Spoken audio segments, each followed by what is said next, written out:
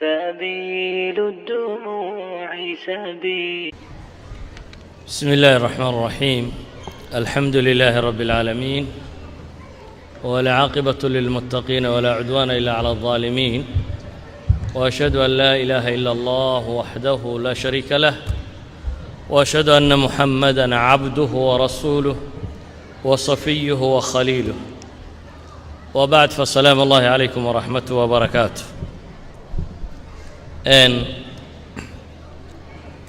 موضوعا كان كصابسيسن مهمة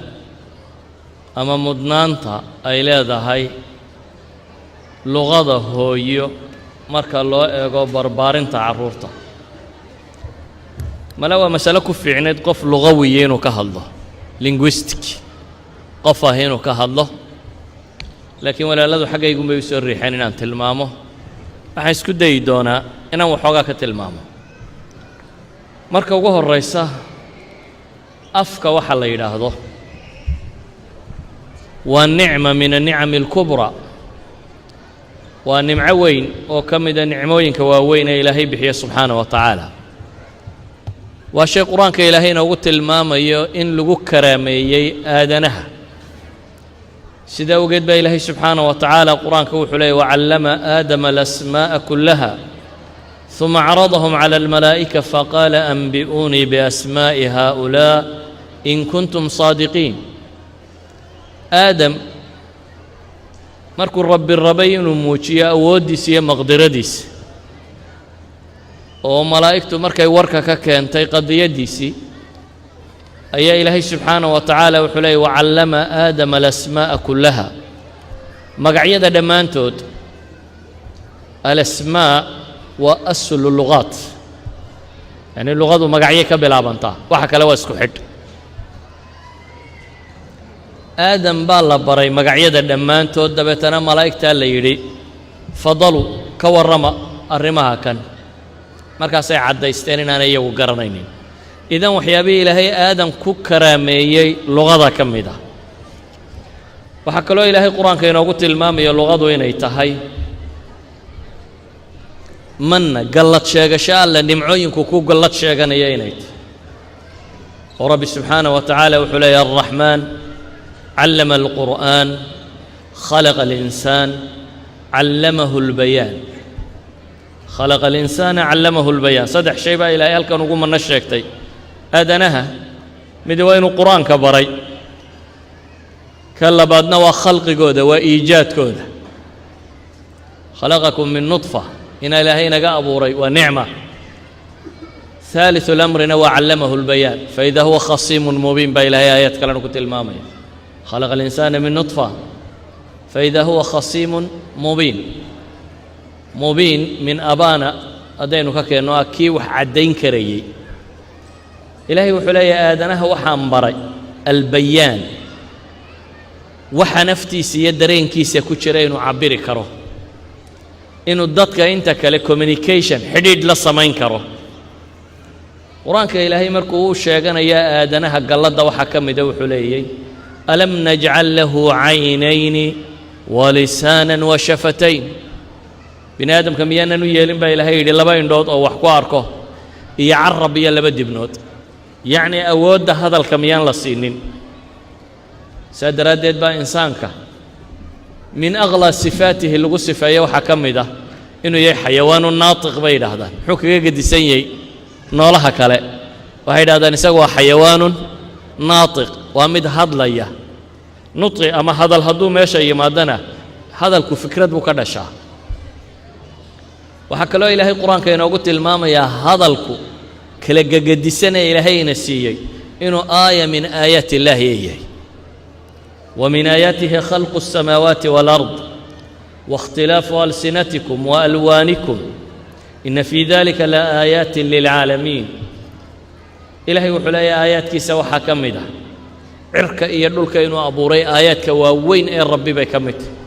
waxaa kaloo aayaadkaa waaweyne sidaa cirka iyo dhulkaoo kale ka mid ah ikhtilaafu alsinatikum baa ilaahay leeyahy. carabadiina uu isweydaariyey, more languages, hadalladan tirada badan leh xawaalay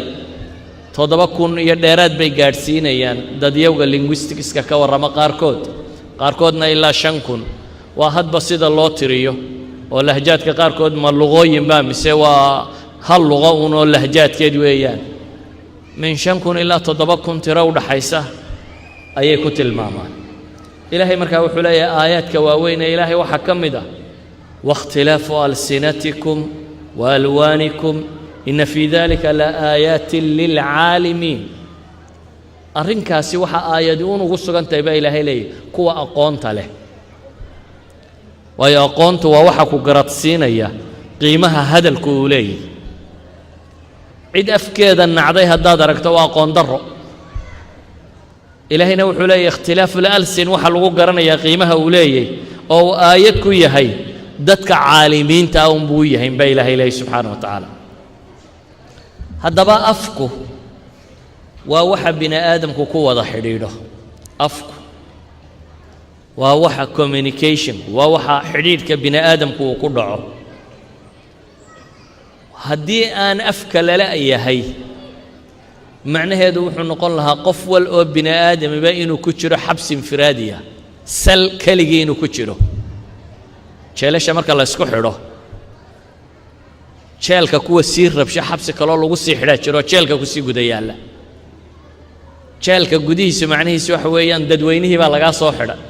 laakiin haddaad rabsho sii samaysa zanzaanad baa lagu sii geynayaa sheelada kay soomaalidu odhan jirtay that means waa sal yar maxaabiistii kale xataa lagaa sii xidhaya waayaan xabsiyadii soomaaliya joognay baa waxaan arki jirnay dad intay sal ku jiraan markuu cid la hadlo waayo keligii qaylinaya keligiisla qaylinaya haddaad weydo cidaad communication la samayso cidaad la xidhiidha cidaad la hadasho waa nooc min alxabs waa qof xabsi ku jira hadalku waa waxa qofka bini aadamka ay fikraddiisa iyo waxa madaxiisa ka guuxaya dareenkiisa xanuun iyo farxadkay tahayba wuxuu dareemayo waa wuxuu ku dhiibayo waxaa garan kara luqada qiimaheeda qofka abkamka ah dadkan afka iyo dhagaala qof bini aadam oo ku hor joogo wuxuu dareemaya aan odhan karin waxa madaxiisa ka guuxaya aan sheegi karin siduu wax u arko aan kuu caddayn karin afkaar iyo mashaacir iyo waxba toona aan isweydaarsan karin afku waa weelka sida xadaaradihii ummadda iyo dhaqamadoodii dadkii dhintay waxa qura uu inagu soo gaadhayaa waa afkii la qoray afku intaa waxa dheere uu leeyahay mutca faniya waxyaabaa lagu raaxaysta buu ka mid yahay gabayadan iyo suugaantan iyo tacaabirtan quruxda badan leh mutca faniya bay leeyihin haddaba haddii afku guud ahaan waxaasoo dhan wadaago af kasta ood ku hadasho alfalaasafa waalmufakiriin waxay tilmaamaan kaalinta qowmiyad kasta ama ummad kasta ama shacab kasta afkeedu uu u leeyahay marka loo eego xagga nolosheeda dhasheeda kobcintiisa ilaalinta qiyamka iyo valueska iyo waxay aaminsan tahay dhammaystiranka shakhsiyaadkooda afku meel adag buu kaga jiraa bay leeyihin walidalik buu wuxuu leeyahay filosofkii la odhan jiray herder almaaniga ahaa luqada ama afka aabbayaashiiyo awowyadu waa khasnadda ay ku jiraan buu leeyahay shacabku wuxuu hanti lahaayoo dhan afku waa khasnad lagu kaydiya buu leeyahay ummad ama shacab wuxuu lahaa ee afkaarah ee caadooyinah ee taariikhah ee falsafad ah ee diinah bale wuxuu leeyahay luqadu waa wadnaha shacabka wadnuhu waa meelaha ugu qaalisan jidhka bini aadamka ee dhiiggoo dhan gaadhsiiya wuxuu leeyahay afku waa ruuxda ummade ay leedahay isu gudbiso filosof kale oo fikhta la yidhaahdo ayaa isna wuxuu leeyahay afku waa xadhigga isku xidha qoomiyadaha buu leeyahay ummadda xadhigga qura isugu xidhani waa af walidalik bay culammadu waxay dhahdaan luga waa jaamicatun raabitatun bay yidhaahdaan ووحا كل مياه اسكو حدب بلشو أيو أفكي markaynu afka ka tallowno markaas aynu tagnaa afka hooyo hadduu af oo dhami sidaa yahay afka hooyo muxuu yahay horta afka hooyo waxaa la yidhaahdaa waa afka aan dugsi loo tegin ee guriga laga barto afka hooyo maaha mid inta iskuul loo tago buugag lagu soo qoro asliyan qofku afkiisa hooyo wuxuu kala kulmaa maxay gurigiisa aabihii iyo hooyadii iyo walaaladii iyo xaafadda uu degan yahay buu kala kulmaa afku waa hantida ummada ay leedahay afkaaga hooyo waa hanti sida waxaad dhaqan aabbayaasha iyo awowyada lahaayeen waa afku waa hantida sida dhaxal iyo hidda wixii adowgaa ka tegey dadkaad ku abtirsanaysay shucuuban wa qabaa'ila baa ilaahay tilmaamay shucuubta aad ka tirsanayd wixii dhaqan iyo hidde iyo aragti ay lahayd afkaaga kuu sida afkaa haddaad weydo macnaheedu waxa weeyaan waxaad weyday heritage-kii tolka shacabkaa wuxuu dhaqan hiddo luqo falsafo afkaar caado lahaa waad luminaysaa afka waxa lagu gudbiyaa bay leeyihiin aqoonta dad leeyahay iyo waayo aragnimadiisa ayuu jiilka faca weyni faca yar ugu gudbiyaa afka hooyo waa waxa isku xidha bulshada keeda weyn iyo keeda yar afku waa xadhigga qura ay wadaagta baynu odhan karnaa ummadda isku aragtida ah waayo afku values ku abuuraa qiyam ku abuuraa afku waxaa lagu tilmaamaa maadaama uu caynkaa yahay ayaa quruumaha ummadda ka dhaxaysa ama UN-ka waxaan la yidhahaa jimciyadda quruumaha ka dhaxaysa 2003 waxay soo saartay xeerar cusub oo lagaga hadlayo hiddaha maguuraanka ama ummaduhu hiddaha ay leeyihiin ee lama taabtaanka ah aan maadiga ahayn qaanuunno horaa jiray oo UN-tu lahayd oo ka warramayay heritage-ka bini aadamka dhaxalkii aadanaha oo waa kuwan meelaha daarihii qadiimka ahaa magaalooyinkii gaboobay guryihii gaboobay waxyaabihii cajaa'ibta ahaa ee ummadii hore ka tageen waa kuwan yidhaahda waa dhaxal aadanuhu wada leeyahay ee ha la ilaaliyo 2003 waa la gudbo waxa la yidhi dhaxalku material qura maaha dhaxalka bini aadamku uu leeyahay waxa ka mid ah bay leeyahay afka sida awgeed waxa la soo saaray qawaaniin cusub oo sheegaya ku baaqaya in la dhowro oo la ilaaliyo dhaxalkiiyo hiddaha aan walxaha ahayn aan materialka ahayn waxaa loo arkay afku inuu yahay agabkiiyo weelka xambaarsan caadooyinkii dhaqamadii hiddihii ummaduhu lahaayeen afka waxaa loo arkay inuu yahay aqoonsiga ama sawraca ama sumadda ama baadisoocda dad leeyahay yacni afku waa identity مثلا مسلم بيننا بني آدم بينو مركا قودني مركا لبدا identity إسلامية بينو وضعنا لكن مسلمين توا شعوب تربضا مسلمين الدين تيا الوضع عربيد واي كان حيسا وشعوب ستربضا شعوب تاعد ولبا وحي لدي بعد الصوع وقارة بعد الصوع دو اللغة الصوماليات سمد دو رير كي كوضا حيسا تشيلبكو سمد قلو ودلي سمد حوالها لغو لكن تشيلبك فروع دي سهوسة بعد الصوع بيسي كليلي وحقارة سمد إن جود مركا الله أركب حلا قرنا يجيلا ما حولها رير هبلي لكن قويس كينو أنت جار كيوسيلة بعد الصوع وحلا ينهضو جاربوا لي أو سمد دي وكسي هوسة يسا أفكو مركا هذا إنه إسلام نمدا هي اللغة العربية الدين كيا أنت سينا قد حياة مسلم أردن بعد الصوع جارب إنه هذا نكلين له باكستاني منهن كردي منهن عرب منهن تركي منهن ايشيان منهن داير منهن وحنا صومالي نمدو وام حي مركا ايدن تتيجا ugu weyn Soomaali nimadu leedahay waa afka meeshu doona hadda ganaado Soomaali Ethiopia degan mid Kenya degan mid Soomaaliya degan mid Djibouti degan mid dabadaha ku firirsan waxa laga yaabaa inaanay inaga dhaxaynin dawlad siyaasiyo weyn oo ina wada xijisay inaanay inaga dhaxaynin laakiin waxa inaga dhaxeeya mid ka xoog badan oo ah dhaqan markaynu ka nimaadna diintii muslimka inaga wada dhaxaysay oo dhan waxa inaga dhaxeeyo gaari waa dhaqan iyo af waa sawrac waa adiga suulka markaad meel saarto wuxuu sheegayaa qofnimadaada marka isha layga qaado ama suulka layga qaado dhammaantiin waan idinka gedisanay bale aabbaha iyo hooyadii baan ka gedisanay qof la yidhaahdo mustafa oo gaara buu sheegaya laakiin marka la isku keen daro fingerprintkaynu wadannaa waa luqada soomaalinimadu fingerprintka ay wadataa ee aan dadka kale kaga soocmayo markaas ee baadi soocdaya markaan muslim diin baan la wadaagaya dhaqan guud iyo luqo guud oo diinta ku qoranta laakiin muslimku waa shucuub ilaahay baana le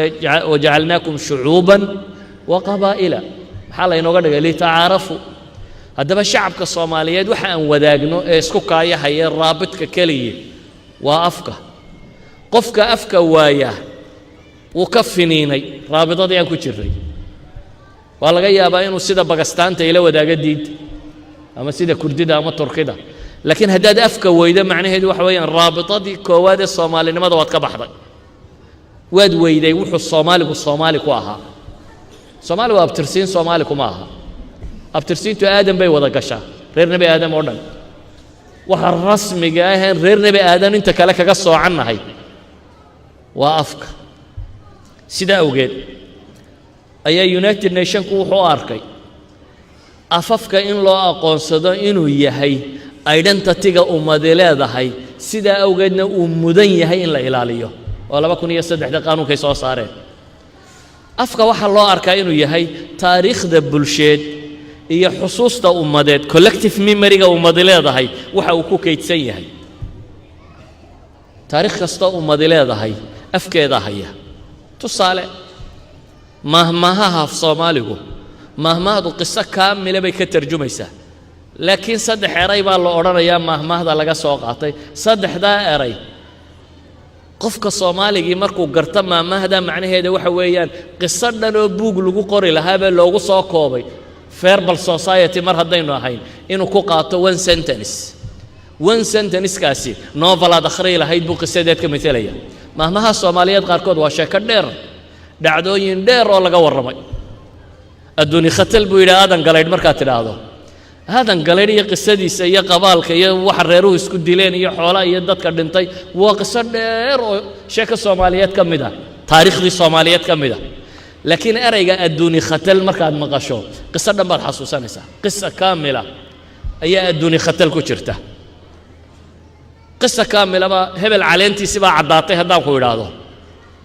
waa fairy tale soomaaliya iska leeday geed baa dayaxa ku yaalla geed goba caleemuu leeyey qofku markuu dhimanayo 40 casho ka hor bay caleentu soo dhacdaa bay soomaalidu tidhaahdaa markay caddaato baa naftu ka baxaysaa bay dhahaan waa sheeko soomaali dhan haddaan markaa idhaahda ninkaa hebel caleentiisii baa caddaatay qiso dhan baan idin sheegay sheeko dhan oo soomaaliya ay lahay macnaheedu waxa weeyaan mahmaahuhu nin soomaaliyeed baa reeraan doonayay roob may igu eriyey yidhi yani waa qisa kaamila soomaaliyeed ayuu sentenskani walidaalika waxay idhahdaan taariikhaha ummaddu dhulka laga ururiyo ee ummadda taariikhdeedu uu ku jiro iyo xasuusta dhan ee ay wadaagtaa waa afkeeda hadday ummaddu afka lumiso macnaheedu waxa weeyaan taariikh dhan baad luminaysaa weliba soomaali markaad tahay adiga waxba kuuma qora taariikhdiina cabdalla xasan oo dhan gabay baa laga hayaa in cabdalla xasan inaan xasuusan karno waxa keenay gabayadu ka tegey dad badan oo agtiisa la noolaayoo boqortooyooyin soomaaliyeed aha waxba lagama hayo boqortooyooyin dhan oo soomaaliyeed oo talin jiray oo dhul badan ka talin jiray baan waxba laga hayn in cabdalla xasanna sidii uu shalay noolaa baa la wada hayaa maxaa keenay waxa keenay sumad iyo sawrac buu u yeelay taariikhdiisii gabay buu ku suntay soomaaliduna gabaygay qabataa taariikhda soomaaliyeed ee qabaa'ilkeedii iyo istilkeedii iyo kala guursigeedii iyo wada noolaanshiyaheedii iyo wada degaankeedii meesha laga daraaseeye ugu badani waa waxay gabay isu tirisay gabay kastoo soomaaliyeed markaan daraasaynayo macnaheedu waxa weeyaan taariikh ummadi lahayd qayb ka midaan daraasaynaya taariikh dad low lahaa oo dhul deganaa oo qaab u fakarayey oo qaab u dhaqmayo qaab u noolaa ayaan daraasaynayaa markaan adabkooda daraasaynayo adab illuga soomaaliya sida awgeed waxay leeyihiin afku waa aqoonsiga ama sumadda ama baadi soocda ama sawraca dad leeyahay waa waxa lagu gartee lagu tilmaamsado ayuu ka mid yahay waxay leenahay afku marka uu heerkaa joogo afku marka uu heerkaa joogo haddaad ka go'do waa halkuu gabyaagii soomaaliyeed ka lahaa gunta lagama jaro geed hadduu kuu gabbood yahaye buu yidhi geedkaad hadhsanaysa haddaad gunta ka goyso dee waad hadh waayaysaa afkaad dhaqan hidde taariikh dad nolol ummad dhan kuu ahaa haddaad goyso waa nin geedku hadhsanayey gooyey qof geedku hadhsanayey gooyey ayuu la mid yahay United Nationsku markaa waxay u arkeen UNESCO waxay soo saartay 21 February inay dunidu u ictiraafto maalinta afafka loo dabaaldego maalinta afafka loo dabaaldego afka hooyo cid waliba maalin ay xusto ayay iyagu ka dhigeen waxaanay warbixintoodii reportka United Nationsku soo saaray 2013 waxay ku adkeeyeen kuna tilmaameen inuu lagama maarmaan yahay afka hooyo lagu isticmaalo guriga iyo dugsiga bay yiraahdeen waa report United Nations soo saaraya waxay leeyihiin dadka waxa lagama maarmaan u ah oo lagu adkeynaya inay afkooda hooyo u isticmaalaan guriga inaan afka lagaga hadal hadda United Nations baa idin kula talinaya gurigiina inaydan af kale kaga hadal iyo dugsiga caruurtu dhigato inaan af kale loogu dhigin reer galbeedkuna maadaama waayadan dambe ay soo socoto oo soo tiro badanayso reer galbeedku inay noqdeen dad multicultural ah dad dhaqame iyo hiddo badan leh qawaaniinta wadannadu ay dejisteena in badan oo ka mid ah dadka nuqaadda ah dadka xeel dheerayaasha ah waxay u arkayaan inay tashiil inay sameynayso assimilation inay sameynayso in la milo haddaba aqoon-yahanadooda badh ka mid ah baa waxay arkaan inaynu qofka mille waxa ka faa'iido badan bay leeyihiin oo qofkaasi kaga waxtar badan yahay inaynu afkiisa iyo dhaqankiisana u ilaalino keenana barrow second language u noqdo sida awgeed ayaa reer galbeedka dhexdiisa waxaa soo koray aragtiyo cusub oo aqoon-yahanadooda badhaysidaan oo ay ku tilmaamayaan barashada afka hooyo uu qofku baranayo waxay fudaydisaa afka labaad barashadiisa bay leeyihiin yacni ilmaha inaad afkiisa hore ka tirto oo mid cusub u dhigto waxa ka fudud bay tilmaamayaan hadduu afkiisa hore si fiican u barto ka labaad si fudud buu u baranayaa bay leeyihiin waa wasiilo fududaysa bay leeyihiin inuu afka labaad baran karo taasaa waxay abuurtay markaa nadariyaad tarbawiya iyo daraasaad cilmiya cusub inay soo baxaan siiba markii ay bilaabantay bulshooyinkan multiculturalka ee isdhex galay dowladaha qaarba meel bay istaageen dowladaha qaarkood waxay u arkeen in loo ogolaado afafkooda inay wax ku dhigan karaan meelaha qaarkood waxaa loo arkay inuu noqdo mushmul language ama mother tongue luqo lagu dhigo iskuullada oo qofka groupkiisku kooxaba loo dhigo si kasta ha u eegaan isku meel policyga reer galbeedku ma wada joogo isku sina uma wada arkayo laakiin waxay leeyihiin waxa muhiim ah oo meesha ka muuqda un marka la isku soo daro qofka integrationkiisu wuxuu fiicnaanayaa bay leeyihiin markuu luqadiisa hooyo si fiican uu garanayo luqadaada hooyo inaad si fiican u garataa waxay u baahan tahay waxyaabo buxuus badan baa masalada laga sameeyey laakiin waa iska soo koobsanaya مثلا كندا وكمدا meelaha labada luqo leh buxuus gobolkan Quebec iyo lamida lagu sameeyay ama duwalka qaarkood buxuus ay sameeyeen waxay ku tilmaamayaan in badan markii la daraaseeyay in la dareemay ilmaha yar ee afkiisa laga masaxay loo dhigay afka wadanka inuu ka fiican yahay xataa tacliimta caadiga kaga fiican yahay inanka afkiisana sugay ka kalena u dhigtay maxay as second language loo baray haddaba afku inaynu ilaalinaa iska soo dhaafa daraasaadkoodaas afku inaynu ilaalinaa muxuu u baahan yahay wuxuu u baahan yahay dhowr shay ugu horreyn wuxuu u baahan yahay qadarin iyo qiimaynta inaynu fahamno waxaad ilaashataa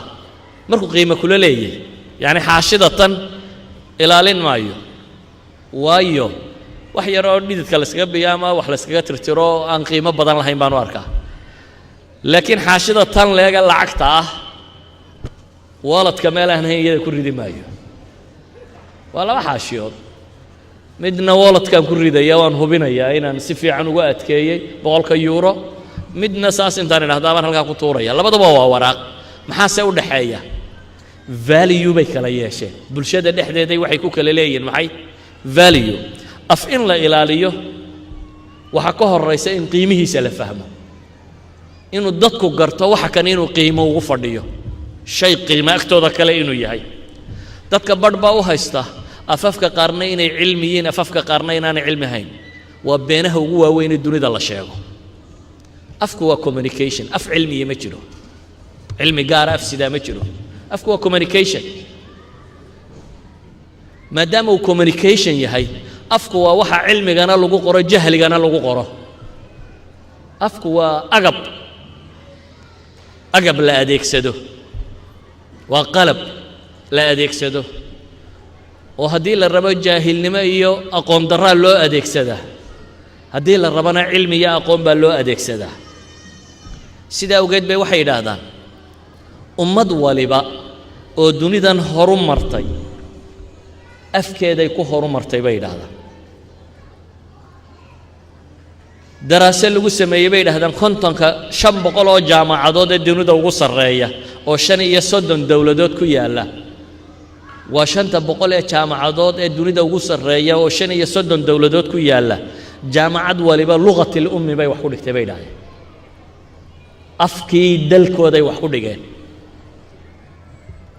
idan in jaamacaddu horu marto ama cilmigu horu maro waxay ku xidhan tahay dadka afka leh ee af ingiriisigu sidiisa cilmi uma aha laakiin afka marka cilmiga lagu dhigo wuu koraayo kobcaa wuu bataayo biira wuu bararaayo xoogaysta maxaan saa u leenahay waxa ku soo kordhaya the terminology oo dhan baa luqa noqonaya maalan terminology waa eray bixin maalan macallimiintii tarjumay afkii Soomaaliga way kobciyeen af Soomaaliga weeyaan 3 group baan u rumaysanahay anigu inay af Soomaaliga wax weyn tareen marka laga yimaado dadka Soomaaliyeed ee caadiga ku hadlay groupka koowaad ee aan u arko in af Soomaaliga ballaadhiyeen oo wax weyn tareen waa culimadii hore muslimiinta ee Soomaaliyeed Ilaahay uu naxariisto culimada hore Soomaaliyeed waxay tijaabiyeen eray kasta oo kutubta ku qoran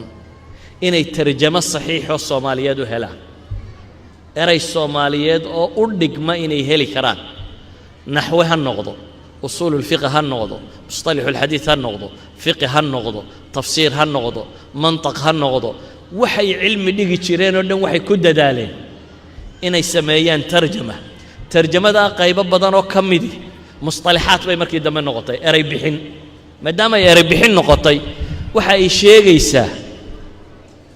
in afki batay waayo eray bixintu de waa eray luqadii caadiga ha macna ku lahayo macna labaad la huwiyo la geliyay marka wuu batay waa macnihii erayada la balaadhiyay qolada labaad ee rumaysanay inay afka badiyeen ee hore waa wariyeeshii Soomaaliyeed hore idaacadii raadiyo Hargeysa raadiyo Muqdisho BBC London kuwaasi warbaahintii Soomaaliyeed hore ee af Soomaaliga ku hadlaysay waxa loo dhiibi jiray waraaqa afaf kale ku qoran inta badan Ingiriisi ama Talyaani ama wax la nooca ku qoran dabeetana waxay sameyn jireen tarjuma fawriya isagoo counterka fadhiya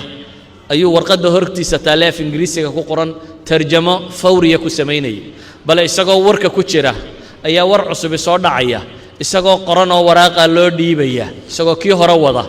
war uu soo akhriyay maaha tarjuma fawriya oo isla markaas aan istaagay buu sameynaya waxay isku dayeen erayada warbaahintu dhammaanteed ay isticmaashay inay Soomaaliyeeyaan walidaalika bay af Soomaaliga ballaadhiyeen oo aad u tiro badiyeen waxyaabahan aadka wala cajabay waxa ka mid ah maalin baa Cabdilaahi Xaaji iyo Dalmar iyo iyadoo laga warramayo af Soomaaliga iyo waa kan iyo Cabdilaahi Xaaji wuxuu yidhi erayadii ugu adkaaday tarjamkeeda waxa ka mid ahaa erayga violence buu yidhi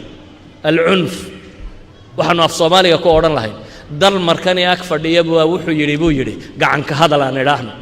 eray gacan ka hadal la yidhaahdo af Soomaaliga kuma jirin laakiin Dalmar baa soo kordhiyay Dalmar baa wuxuu keenay gacan ka hadal in la yidhaahdo oo loo adeegsado cunfiga idan warbaahintii hore Soomaaliyeed waxay isku dayday luqada Soomaaliyeed in luqa cilmiye ka dhigto oo ah waxay saxaafadu eray isticmaasho oo dhan inay u tarjumaan af Soomaali qofka Soomaaliyeed uu si fudud u fahmi karayo idan way ballaadhiyeen luqadii Soomaaliyeed qaybta saddexaad ee aanu haystay af Soomaaliga ballaadhiyeen waa macallimiintii Soomaaliyeed ee tarjamay iskuuladii Soomaaliyeed wixii lagu dhiganayay markii af Soomaaliga la qoray oo dawladdii Siyaad Barre ay qortay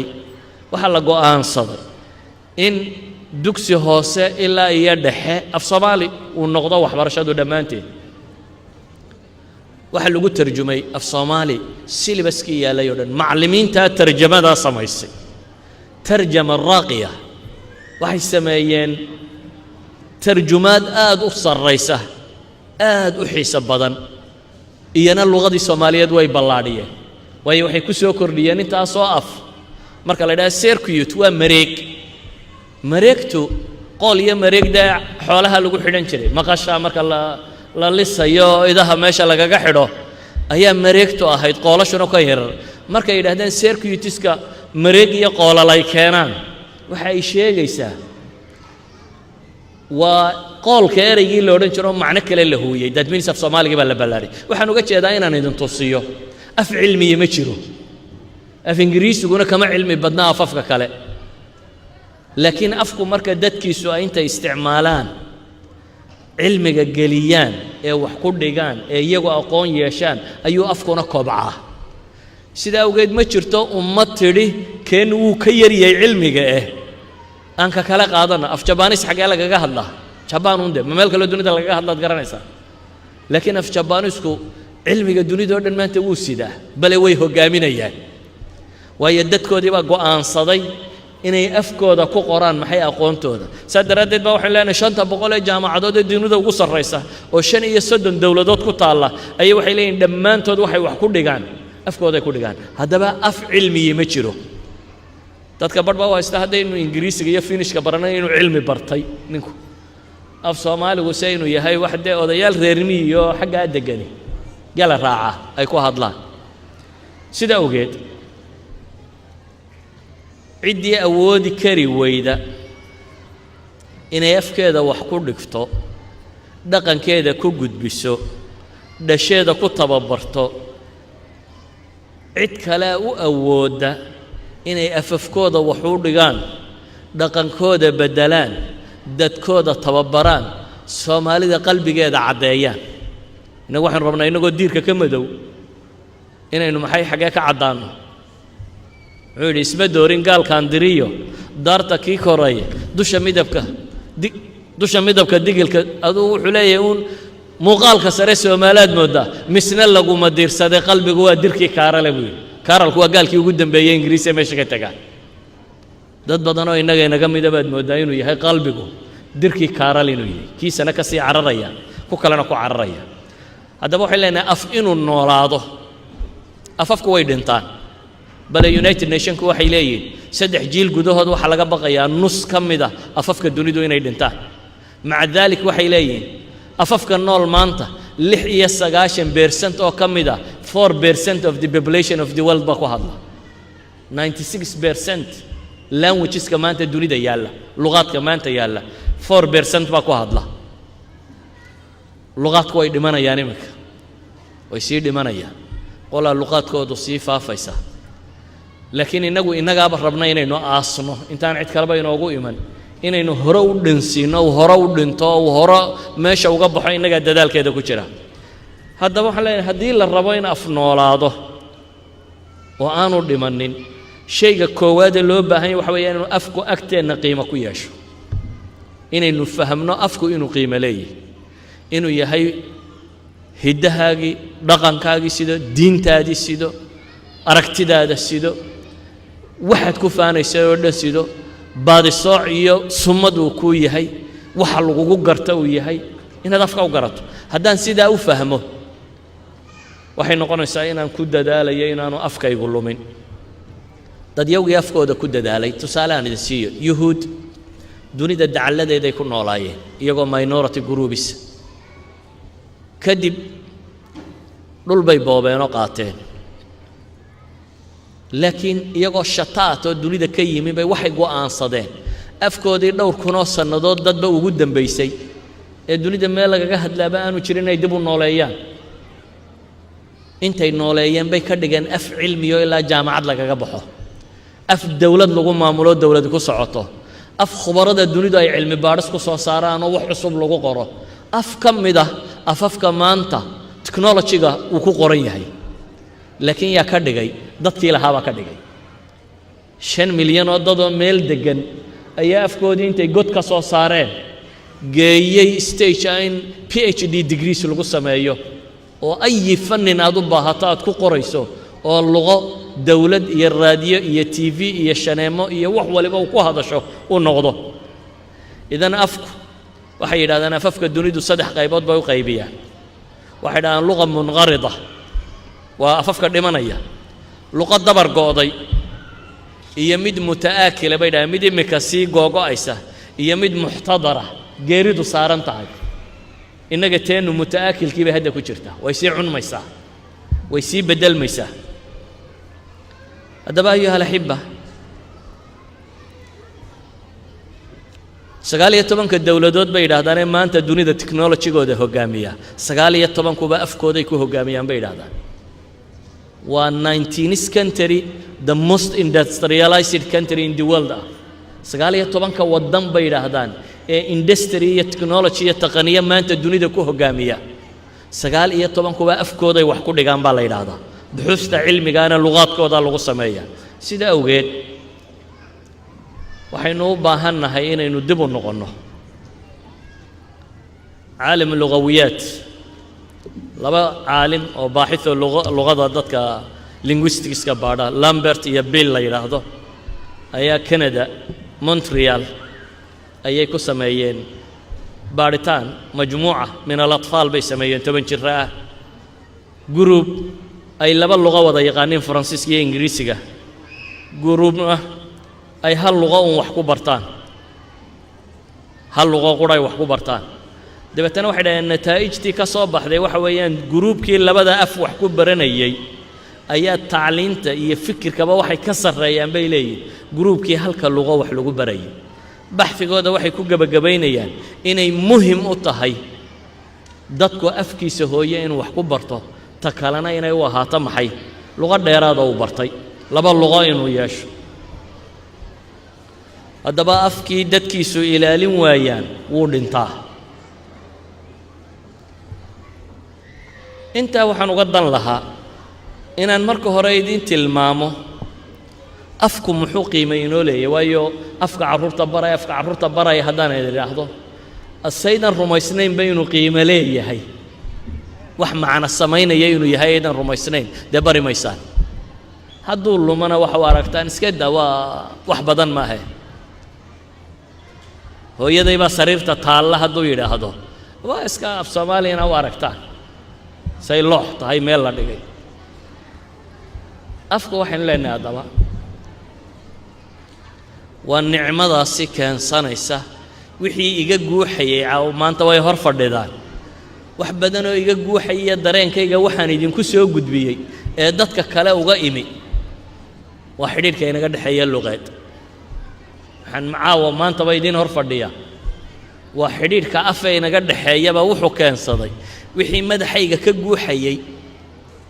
ama computerkayga yar ku dhex jiray inaan isku dayo inaan soo guuriyo oo idin soo gaarsiiyo afku waa cod dabeetana cod xarfa kadibna kalimaad sameeya kadibna tarkiib sentence weero sameeya afka waxyaabaha iyo dalaalaadka macjamiga ama macnaha lugawiga oo afku uu leeyahay afku inaanu lumin waxyaabaha ilaaliya ugu xoogan waxa ka mid ah oo Soomaalidana barashadiisa ku yar naxwaha formal language waxa language ka dhiga maanta luqada Ingiriis inta soo dialect iyo inta soo waxa lagu hadlaabay laakiin marka qoraal iyo waraaq tagto si qura loo qoraa haddaad sida aanad u soo qorin waraaqdaadu waa marfuuda af Ingiriis kuma qoraa lagu leeyahay academically jaamacadda laga aqbali maayo ama markaad hadlayso waxa doontaaba jacburin kartaa dialect ka doontaaba ku hadli kartaa kii hindida duldali kartaa ka dadka madowga akhri kartaa waxa doonta sheegi kartaa afku inaanu baabi'in waxa ilaaliya ee formal ka dhiga formal language waxa ka dhiga waa grammarka waa inuu leeyahay luqadu grammar inuu leeyahay inagu saliiqa baynu lahayn baadiyaha luqata lay saxiixa oo dadku ay kala bartaan oo caadiya laakiin markaynu dabadda uga soo baxnay wuu walaaqma maanta saddexdii qole aan idin lahaa afka ilaaliyeen qola meesha way ka baxday oo macallimiintii luqada Soomaaliya wax ku dhigayay meesha way ka baxeen labada qole kalena dadka afka dilayay ka mid yihiin wadaadadu aan run idin sheego wadaadada dambe inta badan luqa carbeed iyo luqad kale wax lagu soo bartay tarjuma saxiixa lama baranin laqabaha wixii culimadii hore u bixiyeen lama qabanin saa awgeed wadaadka dambe wuxuu u badan yahay qolada booshaqa ku hadasha af carabi la Soomaaliyeeyo mid kale lagu dhex daray aniga aydan hor fadhiya ee warafka hala barto markaan sidoo war mala garan weydo in carabi iyo ingiriisi yar idin ku dara bal inna waxaan sheegayaa in ay idin gaadhaan waa qaban kartaa warbaahintana iyada hadalkeeda wada qolada dishay afkay maanta ka mid waxaan yarna website-ada lagu qoro idaacadahan hadla waxaan hadla ma aha luqada Soomaaliyeed oo saxiixa intooda badan hatta qaabkay wadaan qaab laga naxaweeya markay af tagto waa wax laga naxo sida ogeed dadka maanta waxaad moodaa afkeenu inuu mutaakil yahay inay dhimashadu ku socoto hadaba ayuha ikhwa af Soomaaliga markaan u soo gudbo iyo ilmaha oo dariskeeni aha ilmuhu marka uu yar yahay waxa uu bilaabaa afku waa wixii uu baahidiisa iyo fikradiisa iyo dareenkiisa iyo hogatiskiisaba inuu la xidhiidhi lahaa ayaa af ah hadaba ilmuhu marka koowaad wuxuu bilaabaa waxay yiraahdaan al-aswaat al-wujdaaniyya luqada jidhka oo marka uu dhasho afka ugu badan uu ku hadlo horta luqadka qaar kood bini aadamku uu wada wadaaga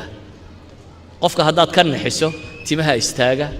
indhaha ama waaweynaada ama yaraada waa dhidida ilmuhu hadduu talyaani iyo hadduu Soomaaliya oo laga naxiyo noocaas oo kale wuu noqonayaa laakiin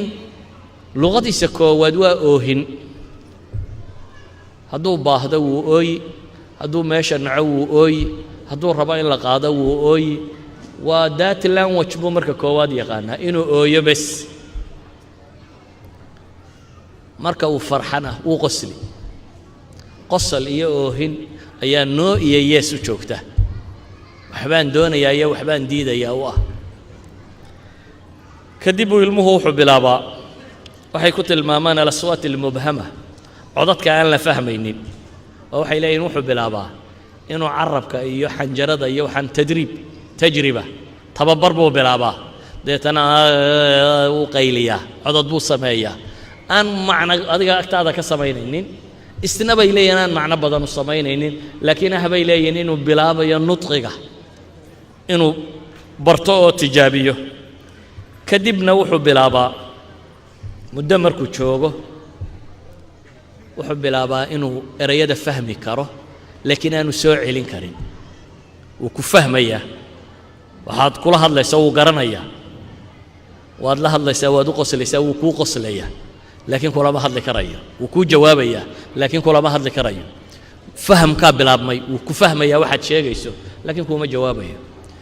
waqti markuu soo gaadho wuxuu bilaabayaa inuu eraya yidhaahdo kooban oo makhaarijta qaar ka qaldan tahay meelihii xarafku uu ka soo baxayaa qaldan laakiin wuu isku dayaya markaasi erayada hooyadunbaa fahamta dadka kale inta badan ma fahmo waxaasuu doonayaa siiya bay tidhaha ama waxaasuu yidhi siiya wuu hadlayaa laakiin hadalkiisa cid kale ma garanayso wuu soo wadayaa jumal ma odhanaya erayo kaamilu odhanaya caano buu ku leeyahay caanuu doonayaa laakiin waxba kale ku dari maaya caanuu leeyahay wuu erayuu baranaya waxay yidhaahdaan marka uu yahay wakhtigaasi ee sanawaadkaas uu soo gaadho 2 jir markuu soo gaadho almost ayuu hadalka caadigaa soo bilaabaa wuxuu wakhtigaa haystaa bay yidhaahdaan ilaa 900 oo eray ayuu sanadkiisa saddexaad garanayaa bay yidhaahdaan 900 ilaa 1500 oo eray sanadka afraad markuu gaadhana ilaa 2500 oo eray buu garanayaa bay yidhaahdaan dabeetana erayadu way soo biiraan 4 jir ilaa 6 jir markuu joogo isagoo 2500 oo eray garanaya waa markaynu dugsiga iyo ku bilowno quraanka iyo waxbarashada aynu ku bilowno oo uu afka soo bartay koritaanka afku wuxuu socdaa bay yidhaahdaan inta badan ilaa iyo 12 jirkiisa 6 jir ilaa 12 jir weli afkiisu uu koraya furuqaad fardi waa jiraan oo dadku waa kala yara intelligence yahay ragga iyo dumarku waa kala horbaran yihiin afka waa kala horbaran ogyihiin waxyaabo noocaas oo u dhaxeeya baa jira laakiin waxaynu leenahay ilmuhu meesha uu afka ka bartaa waa guriga waxaynu u baahannahay gurigeennu inaan af Soomaali waxaan ahayn lagaga hadal af Soomaali waxaan ahayn inaad guriga kaga hadal ilmaha markaad adigu wuxuu sheegaysa inaad af Soomaali ugu sheegtid isagu markuu wax kuu sheegayo inaad ogolaato in af Soomaali kuugu sheego aad se dhegaysato xataa hadduu jajabinayo u dulqaaday ha ku qoslin meesha saxiis u baahan aad sixi karto sax laakiin ogolow inaad dhegaysato waayo qofku haddaanu practice badan samaynin afku wuu ka lumaya ilmaha waxaan ku soo gabagabaynayaa leeyahay luqadiisu 12 sano ugu horeeyay inta badan kaamil noqota 12 sano ugu horeeya ayaa inta badan kaamil noqota 6 jir inta ka horeeyana rasmiyaadkeedu qabtaa haddaba qofkii raba inuu ka baxo Soomaalinimada oo cid kale ku biiro dee kaasi waa go'aan kale qofkiisa raba inuu Soomaali sii ahaado isaga iyo ilmihiisu waxaan leeyahay identity-gaaga koowaad ee laga raba inaanad lumini waa af Soomaali hadduu af Soomaaliga si fiican u bartana afka labaadna si fiican buu u sugayaa